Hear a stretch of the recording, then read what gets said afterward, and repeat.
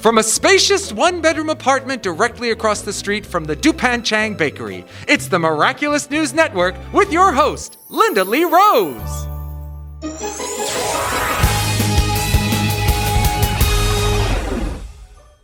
Greetings, Miraculers, and welcome to another episode of the Miraculous News Network, your official source of miraculous updates, news, behind-the-scenes specials, cast interviews, and more. I just want to give a huge shout out to all of you guys. Thank you so much for just being here with us and just being so engaged into this, series, and it just means a lot to me, and you guys are what, continues the Miraculous News Network. It's all thanks to you guys, so thank you. And now, on to one of my favorite parts of the MNN, fan art. And now it's time for some utterly ridiculously fantastic miraculous fan art. You guys all just send in such good fan art. You guys are just so talented, I can't. But yeah, fan art.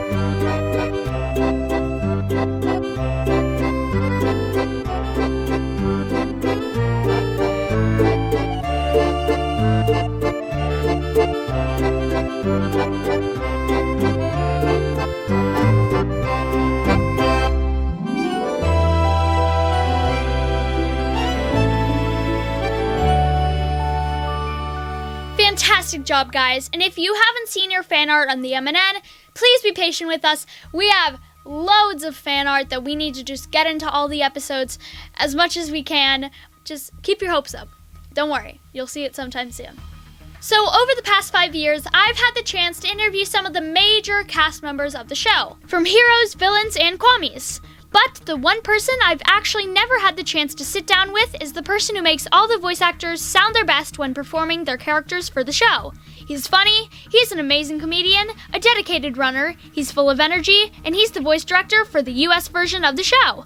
It's none other than Ezra Weisz. I was so excited to have the chance to sit down with Ezra in a safe and socially distanced interview recently, and learn not just about his role as a voice director, but about everything else he does for the show outside the studio as well. Let's take a look. Hey guys, it's me, Lindalee Rose for the Miraculous News Network, and I'm here with Ezra Weisz, who is the voice director of Miraculous. Hi, Lindalee. I'm so excited to be here, and I brought the new addition to our family along with me. Her name is Zero. She is our adopted dog, and she loves Miraculous Ladybug too, so she wanted to hang out with us. She actually thinks she's a kwami. She probably is. Yeah, look how tiny she is. So, how have you been during the pandemic? Well, we're holding together pretty tightly inside of our house, trying to stay as safe as we can to maintain our health. So washing our hands and keeping distance like we're doing right now, and staying masked like we're doing right now, and spending a lot of quality time together with our family. So it's been actually kind of special to be together with everybody and have all that quality time, but also we would like to get a break from one another and, go out on our own little adventures. But we definitely added Zero to our life, and having a dog has added a lot of love and a fun project and just extra joy in our house, which has been great. Right, Zero? So for new and old fans of the show, can you explain to us what the voice director does? Yes, a great question. What does the voice director do? The voice director, first of all, has to read through all of the scripts and watch the episodes prior to the actors coming into the studio. Then, once the actors come into the studio, it's my job to make sure that their performance matches the excitement, the emotions, the intensity of the episode that we are recording. Cataclysm! So I get to see the episodes first, I get to read them and watch them and prepare for them. And then I get to work with the actors as they get to discover what happens in that episode. Remarkable. You actually sound like a class rep. Too bad you don't have a chance of winning a word. So it's really like so much fun for me. I get to see all of their excitement before anyone else does. Yeah, it's a pretty important job, obviously. Tiki, spots on! Ha! When working with the cast, how much do you have to stick on script to the show? Or like, can they like improv a bit? We do allow some space for improvisation, but since the stories are already so good and the writing is so solid, we don't want to mess around with that. And of course, we always want to be very respectful for all of the artists that have been a part of the journey up until the voice recording. But you know, the actors are artists and they have their level of creativity that they want to play around with. So sometimes we'll get into some improvisation. For instance, I'll tell you one quick story. Bryce Papenbrook, who plays Adrian Agreste and Cat Noir, there was one time when Cat Noir just found out that Ladybug was kind of liking him back a little bit. And he felt so excited and so in love by that moment as Cat Noir that when Cat Noir jumps off of the rooftop to kind of go back to his house and transform back, Bryce said, "Can I go like, woohoo?" Like he's like so in love and so excited. I was like, all right, we already got all the other work that we did. Let's go ahead and try it. Go ahead and let's hear your woohoo. So he does it and it was so awesome and he had so much fun doing it. And it stayed in the episode because everybody was like, oh, it's so magical. And there's more where that came from. It was truly special. So when we do have moments like that of improvisation, if we can keep them, we do, but we always stick to the script. So I have some fan questions here. I love fan questions! I love Miraculers. They are the best fans in the whole wide world. Ray Zero? Can you tell us about the voices that you do for the show? The voices that I do for the show?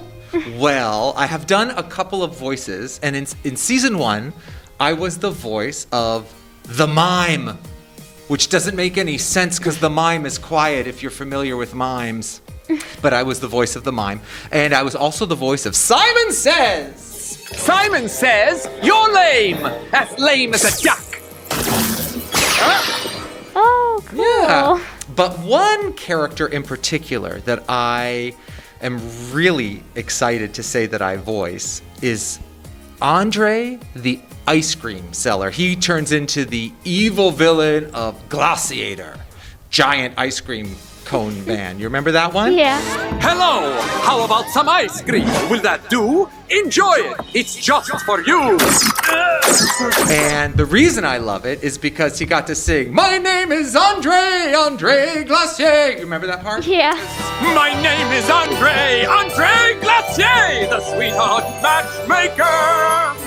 And one other character that I voice, who does not say a lot at all, Lindalee, is Adrian's bodyguard. And people call him Gorilla because he kind of looks like a gorilla.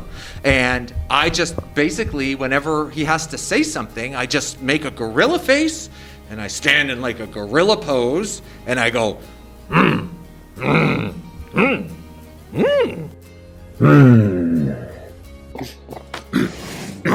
So like that. Yeah. Those are the characters that I voice.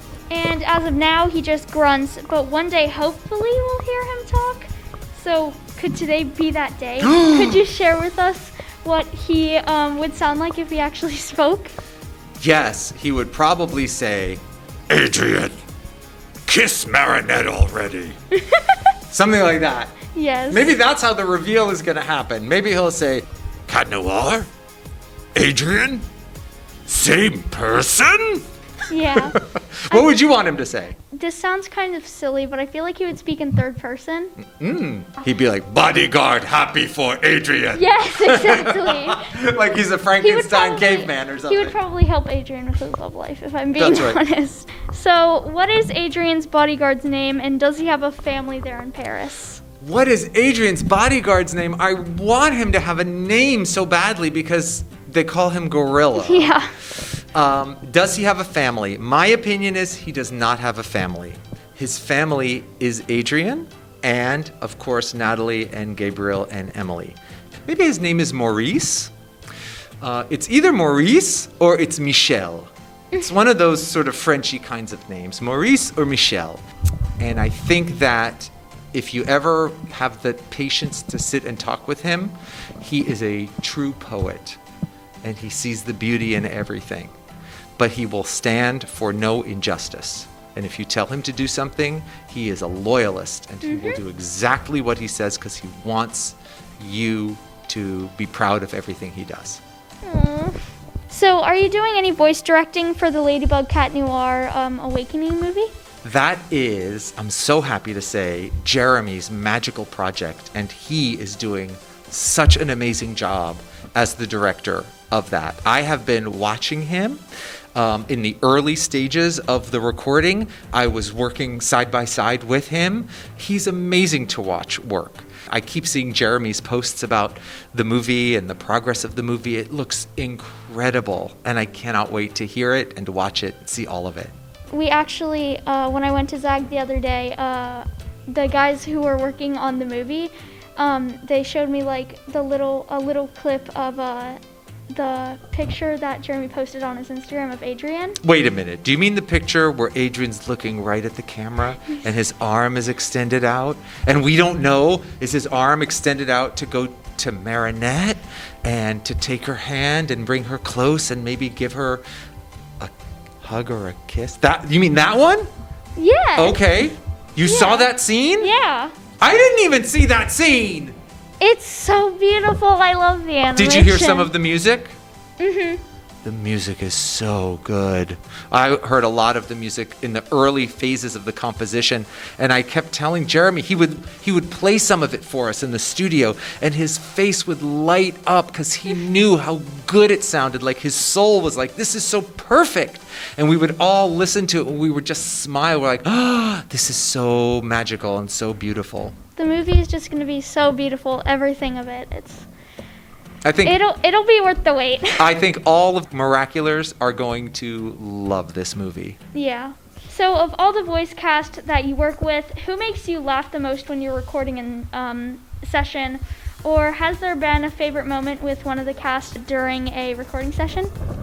I love working with everybody in the cast. There isn't anybody in the cast that comes in and I feel like, oh, this is going to be a little bit difficult to get through, right? Because I don't enjoy their company. I truly love everybody's company. I absolutely love them all. Keith Silverstein, who plays Hawkmoth and Gabriel Agreste, and Bryce is hilarious. Christine is hilarious, of course. Mela is amazing. Selah and I always sing and we riff about theater, musical theater, and fitness.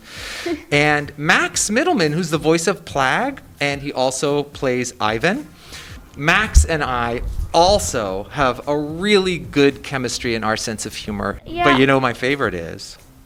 Who? I have one absolute favorite, and that is Sabrina, the voice of Nadia Shamak and Natalie Sankor. And whenever she is in the booth, it is my absolute favorite because I think she is the greatest and the best. And I just love it when she comes in and we get to work together. So will season 4 be as epic as Shot Blanc? Season 4 is insane! It is so good! There are so many things that are happening in season 4. So many characters that you want to see. So many character developments that you want to see. It's insane! It is so, so good so far. I am so pleased with all of the episodes. The stories are so smart and creative. Everybody is going to be like, this is the best season! Like, in the past, there have been episodes that we've been waiting for as Miraculous. We're like, the Shop Long episode, rah! Heroes Day, rah! Right? This entire season so far that I've seen, so good. So good. And if you could describe season 4 in one word, what would you say? Cute. You'll know what I mean. You'll know what I mean when you know what I mean. But right now, One word, season 4. Cute. Imagine what my face must look like underneath this mask. It's probably like a raisin, like cute. Yeah, that's it. That's what it looks like. Well, you heard it here, guys. Season 4, it's gonna be worth it. Yeah. Well, thank you so much for joining us on the MNN. It was such a fun time talking to you. Thank you so much. It was my pleasure. Thank you so much, Lindalee. You're really great. Thank you. You're more great. Hey, we're great together. Pound it. From a distance. Well, there you go. I hope you guys enjoyed that interview. I mean, how cool is he? He gets to work with the Miraculous cast every day, and he's such a hard worker, and I'm so glad that he's the voice director. He's just, yay, Ezra! And how cute was Zero? His dog. I wanted to hug his dog.